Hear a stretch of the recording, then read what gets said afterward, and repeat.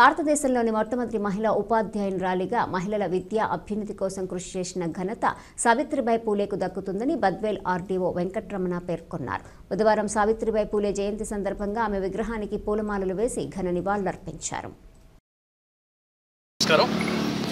ఈరోజు చాలా important day మనకు.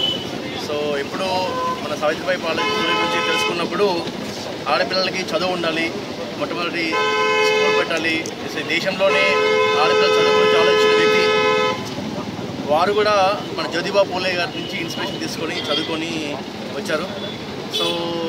ఎస్పెషల్గా మన దగ్గర కొంచెం ఎవరి కనుక ఈ అణగారిన వర్గాలు చెప్పబడుతున్నారో వాళ్ళకి కానీ లేదా అణగదొక్కబడ్డ వర్గాలకు చదువు మాత్రమే వాళ్ళకి జీవితంలో పైకి తీసుకొస్తుందని చెప్పిన చాలా గొప్ప వ్యక్తి. ప్రజలకు తెలియాలి. పర్సనల్ కూడా నాకు గులాంగిరి అనేది ఒకటి నా రాసిన బుక్ ఒకటి చాలా ఫేమస్. ఎలా చేస్తారు ఏంటి అనేది చాలా మూవీస్ కూడా వచ్చింది. సావిత్రిబాయి పూలే గారు ప్రతి ఆడపిల్లల కాలేజ్లో స్కూళ్ళలో వారి ఫోటోగ్రాఫ్ ఉండాలి డెఫినెట్గా. అంత గొప్ప వ్యక్తి. మనందరికీ మన ఇళ్ళలో ఆడపిల్లలకి అందరికీ చదువు వస్తుందంటే వారు వేసిన పునాదే కారణం. ఈరోజు ఈ ప్రోగ్రామ్ ఆర్గనైజ్ చేసిన పూర్తి గారికి వారికి అందరికీ ధన్యవాదాలు. చాలా సంతోషం. చాలా ఊళ్ళలో సావిత్రిబాయి పూలే విగ్రహాలు ఏమి ఉండవు, కానీ మన ఊళ్ళో ఉంది. చాలా సంతోషం అది. Thank you. 3వ జయంతి దినోత్సవాలు సావిత్రిబాయి పూలే గారు. ఆమె మరి మహోన్నతమైన వ్యక్తి. ఈ దేశంలోనే కాదు ప్రపంచంలోనే మహిళలకు ఆదర్శమూర్తిని నేను ఈ సందర్భంగా ఆమెను కొనియాడుతున్నాను.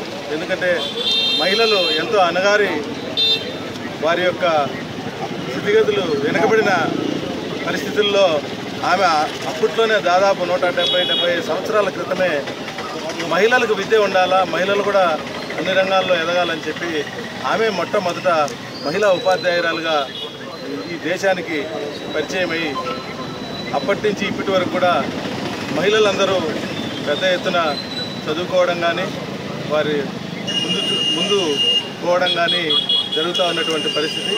మరి ఆమెను ఈ సందర్భంగా మనమందరం కూడా కొనియాడాల్సిన అవసరం ఎంతైనా ఉంది. ఈ కార్యక్రమానికి పిలిచినటువంటి వారందరికీ కూడా హృదయపూర్వక నమస్కారాలు తెలియజేస్తున్నా. ఈరోజు భారతదేశంలోనే మహారాష్ట్ర అనే రాష్ట్రంలో పుట్టి మహిళలకు విద్యను సజీవ దహనం ఆ రోజుల్లో సజీవ దహనం చేసుకున్నప్పుడు సావిత్రిబాయి పూలే గారు మహిళలకు చదువు ఉండాలని చెప్పి స్కూళ్ళను ఏర్పాటు చేసి ఈ దేశంలోని బడుగు బలహీన వర్గాల ప్రజలందరికీ కూడా విద్యను నేర్పించిన మహాతల్లి. ఆ రోజు పూలే గారు స్వాతంత్రానికి మునుపు చనిపోయే ఈ దేశంలోని బీసీలు ఇంకా చాలా వెనుకబడి ఉన్నారు.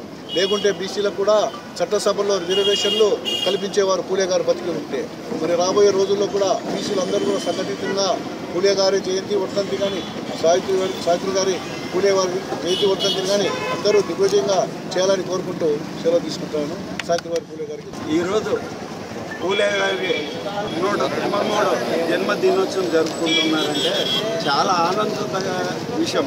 ఎందుకంటే మా ఆర్డీఓ గారు సార్ చెప్పినట్టు మా చైర్మన్ గారు చెప్పారు, మహిళలకు విద్య కోసమై చాలా ఆమె మొదటగా పాఠశాలలాగా నిర్మించి అందరికీ వెనుకబడిన వర్గాలకు కష్టపడి చదువు తెప్పించారు. ఈ పొద్దు మనోళ్ళు డాక్టర్లు, కలెక్టర్లు, ఇంజనీర్లు మహిళలు ఉన్నారంటే ఫారెన్ కూడా పోయి ఆమె దయతోనే మనం ఈ పొద్దు ఇంత ముందుకు పోయాం. కాబట్టి ఈ సంవత్సరం ఇక్కడ ఆమె జయంతి ఉత్సవం జరిపిన మన సార్ వారికి, ఇతరులు పాల్గొన్న కమిటీ సభ్యులకు, అన్ని సంఘాలకు నా ధన్యవాదాలు తెలుపుతూ ఈ జయప్రదం చేసినందుకు అందరికీ ధన్యవాదాలు తెలుపు. సావిత్రిబాయి పూలే జయంతి సందర్భంగా వచ్చినటువంటి గౌరవనీయులు పెద్దలు బద్వేల్ పట్టణ ప్రథమ పౌరుడైనటువంటి రాజగోపాల్ రెడ్డి గారికి, అదేవిధంగా రెవెన్యూ డివిజన్ అధికారి అయినటువంటి వెంకటరమణ సార్ గారికి, అదేవిధంగా మరి బంగారు సీనయ్య గారికి, మరి ఇక్కడ సతారా జిల్లాలో జన్మించి మరి 13 ఏటనే మహాత్మా జ్యోతిరావు పూలేతో పెళ్ళి మరి తన 13వ సంవత్సరంలో మరి 1848లో పూలే నిర్మించినటువంటి అట్టడుగు బాలికల పాఠశాలలో ఉపాధ్యాయునిగా పనిచేసినటువంటి భారతదేశ మొట్టమొదటి ఉపాధ్యాయుని. ఈ సందర్భంగా నేను కేంద్ర రాష్ట్ర ప్రభుత్వాలను విన్నవించుకోవడం ఏమంటే, మాతా సావిత్రిబాయి పూలే జన్మదినాన్ని మహిళా ఉపాధ్యాయ దినోత్సవంగా ప్రకటించాలని నేను ఈ సభాముఖంగా అందరినీ మరి రాష్ట్ర ప్రజలందరినీ కూడా మరి కేంద్ర రాష్ట్ర ప్రభుత్వాలను కూడా విన్నవించుకుంటున్నాను.